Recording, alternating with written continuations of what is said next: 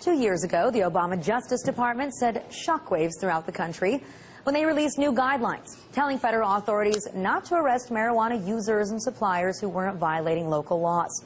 Eric Holder even said that it would be an insufficient use of funds, going after people in states where medical marijuana had been legalized.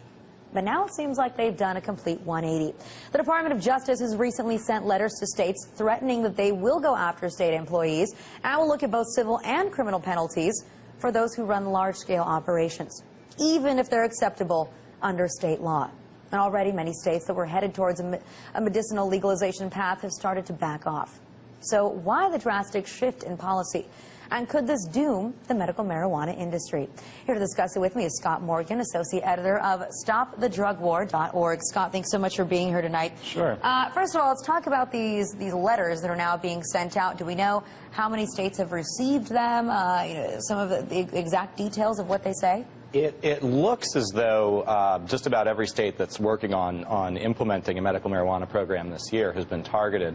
We haven't heard anything similar in the District of Columbia yet, but we very well may in the near future. But it's also going to states where they already have medicinal marijuana laws, right? Like California's getting one. States like Colorado and Washington, for example, have had medical marijuana for some time, but there are efforts underway to regulate it, in a more strict way. And so, obviously, anywhere where there are efforts underway to improve the regulations and get the state more involved in controlling where marijuana is sold, who sells it, and so forth, the federal government is interfering with that. So what does that tell you, that the Obama administration, in the meantime, we have 15 states plus the District of Columbia where medical marijuana is legalized. Are they trying to just stop this, to scare people? If you send a letter that says that your state employees are going to get, thrown into jail, obviously it's working. It's making a lot of governors already step back. It works as a propaganda tactic, as a scare tactic. I don't know that it's going to work beyond that.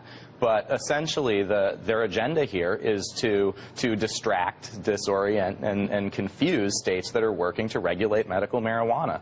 And these are the same sorts of tactics that we've seen from sort of the old guard of drug war demagogues going back to the mid-90s when medical marijuana was first legalized in California. For 15 years, we've been told, you can't have medical marijuana, it's illegal under federal law, you just can't do it. Well, we've been figuring out ways to do it in one state after another after another. And one thing that the federal government has never done is arrest a state employee for enforcing their own state's laws. So this is unprecedented, what we're seeing right now.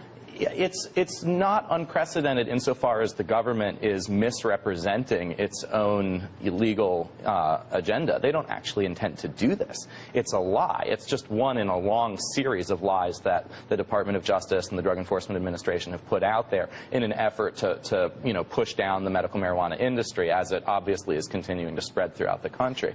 They're really just trying to intimidate these states and stop the medical marijuana movement from moving forward. It's not going to work.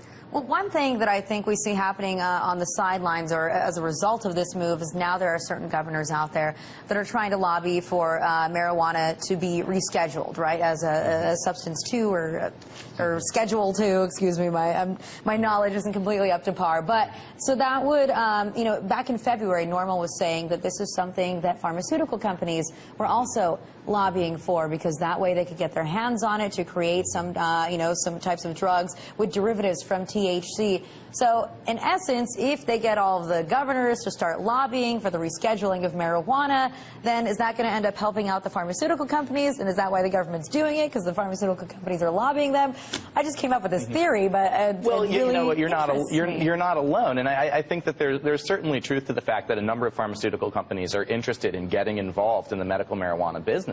The drug has a better reputation than a lot of the stuff that's on the market now. People know that it's safe, it's highly effective, it treats a wide variety of conditions. So the pharmaceuticalization of marijuana is going to happen.